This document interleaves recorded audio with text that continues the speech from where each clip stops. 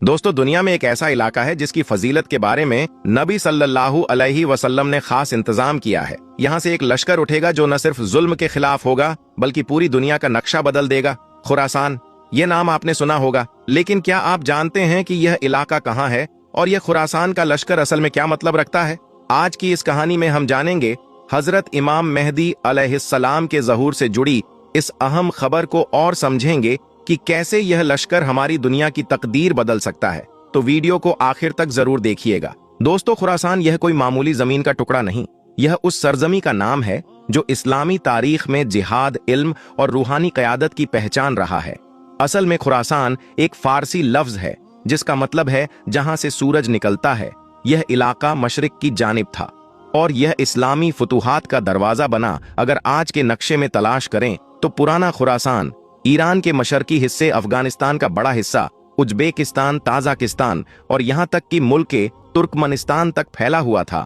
यह इलाका सिर्फ जमीन नहीं था, यह एक मरकज था जहाँ से तौहीद की रोशनी ने मशरिक को जगाया। यहाँ से अब्बू मुस्लिम खुरासानी निकला जिसने बनी उमैया के खिलाफ आवाज बुलंद की। यही सरजमी थी जहाँ से इल्म, तसव्वुफ और तबलीग का नूर उठा। और आज जब हदीसों में यह अल्फाज पढ़े जाते हैं कि सिया झंडे खुरासान से निकलेंगे तो दिल कांप जाता है, क्योंकि इस इलाके की तारीख में वाकई वो सारी कुव्वत और रूहानी असरात मौजूद रहे हैं। लोग पूछते हैं, खुरासान का लश्कर कौन होगा? मैं कहता हूं, पहले खुरासान को समझो, फिर लश्कर अपने आप सामने आ जाएगा। रसूलुल्लाह सल्लल्लाहु अलैहि वसल्लम ने अपने जमाने में जो बातें इरशाद फरमाई वो तो कयामत रहनुमा है। उन्हीं इरशादात में एक हदीस आती है जो आज भी दिलों को जज्बा देती है और अक्लों को चौंका देती है। हदीस मुबारक है, जब तुम सिया झंडों को खुरासान से निकलते देखो तो उनकी तरफ बढ़ो, क्योंकि उनमें अल्लाह का खलीफा मेहदी होंगे। रिवायत इब्ने माजा, यानी यह झंडे कोई आम झंडे नहीं होंगे, यह वो लश्कर होगा जो हक की तरफ से उठेगा, जुल्म के खिलाफ और इंसाफ की तामीर के लिए।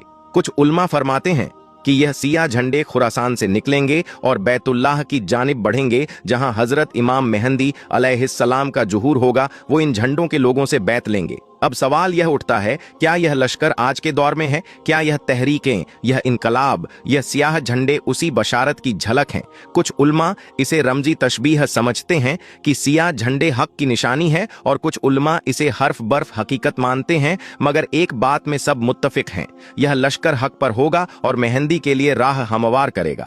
यह हदीस बताती है कि खुरासान सिर्फ एक तारीख इलाका नहीं, बल्कि कयामत की निशानियों में एक अहम कड़ी है। दुनिया एक अंधेरे दौर से गुजर रही होगी, जहां जुल्म, फसाद, जंग और गुमराही अपनी आखिरी हदों को छू चुकी होगी। मस्जिदें होंगी मगर नमाज में दिल नहीं, कुरान होगा मगर उस पर अमल नहीं। और उस वक्त जब उम्मत मायूस होगी, अल्लाह अपने वली को जाहिर फरमाएगा। हजरत इमाम मेहदी अलैहिस्सलाम, जिनका नाम रसूलुल्लाह सल्लल्लाहु अलैहि वसल्लम के नाम पर होगा, यानी मोहम्मद बिन अब्दुल्लाह, वह मक्का मुअज्जमा में काबा के पास ज़हूर फरमाएंगे। हदीस मुबारक में आता है, मेहदी मेरी उम्मत में से होंगे, अल्लाह एक रात में उन्हें इस मुकाम पर फाइज करेगा। मुसनद अहमद। ये मतलब है कि वह कोई सियासी लीडर नहीं होंगे, ना ही कोई खुद को पेश करने वाले। वह तो इंतिसार के साथ छुपे होंगे, मगर लोग उनको पहचान लेंगे। खुरासान का लश्कर जिनके पास सिया झंडे होंगे मक्का पहुंचेगा। लोग उन्हें मजबूर करेंगे कि वह खलीफा बने और फिर काबा के सामने बैत होगी। 7 अफराद पहले बैत करेंगे, फिर सैकड़ों, और वहीं से इस्लामी इनकलाब की बुनियाद रखी जाएगी। यह वो लम्हा होगा जब दुनिया फिर से इंसाफ का मजा चखेगी। मेहदी अलैहिस्सलाम जुल्म का खात्मा करेंगे, माल को बराबर बांटेंगे, हर गमगीन को राहत देंगे, और फिर एक दिन ईसा अलैहिस्सलाम भी उतरेंगे और दज्जाल का खात्मा होगा। मगर इस सब की शुरुआत होगी खुरासान के लश्कर और उस सियाह झंडे से जो हक के साए में उठेगा। अब सवाल यह है, यह खुरासान का लश्कर कौन होगा? कौन होंगे वह लोग जिनकी तहरीक हदीसों में बशारत बनकर जिक्र की गई है? क्या वह कोई आम फौज होगी? नहीं दोस्तों, यह लश्कर दुनिया की किसी तलब में नहीं, बल्कि रब की रजा और दीन की इज्जत में उठेगा। इनकी कुछ खास पहचानें हदीसों और उलमा के तज़किरों से वाज होती हैं। यह लश्कर खुरासान से निकलेगा। हदीस में साफ लफ्ज हैं कि सियाह झंडे खुरासान से निकलेंगे। तारीख बताती है कि कदीम खुरासान में आज का अफगानिस्तान, ईरान का मशहद इलाका, तजाकिस्तान और सेंट्रल एशिया के कुछ हिस्से आते हैं। मुफस्सरीन का इत्तेफाक है कि यह इलाका जिहाद, तसव्वुफ और इल्म का मरकज रहा है। इनका अलम झंडा सियाह होगा। रसूल अल्लाह सल्लल्लाहु अलैहि वसल्लम ने फरमाया, जब सियाह झंडे खुरासान से निकले तो उनकी तरफ बढ़ो। यह झंडा किसी हुकूमत का नहीं बल्कि हक की निशानी होगा। यह लोग जंगजू और मुत्तकी होंगे।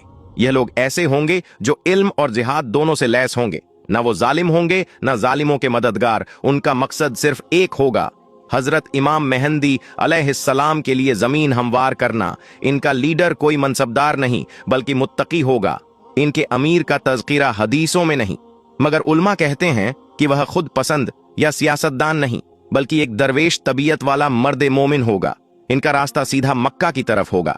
यह लश्कर सियासत नहीं करेगा, न किसी हुकूमत पर कब्जा करेगा, बल्कि सीधा काबा शरीफ की तरफ चलेगा, जहां हजरत इमाम मेहदी से बैत करेगा। यह लश्कर कोई माजी की कहानी नहीं बल्कि आने वाले वक्त की हकीकत है।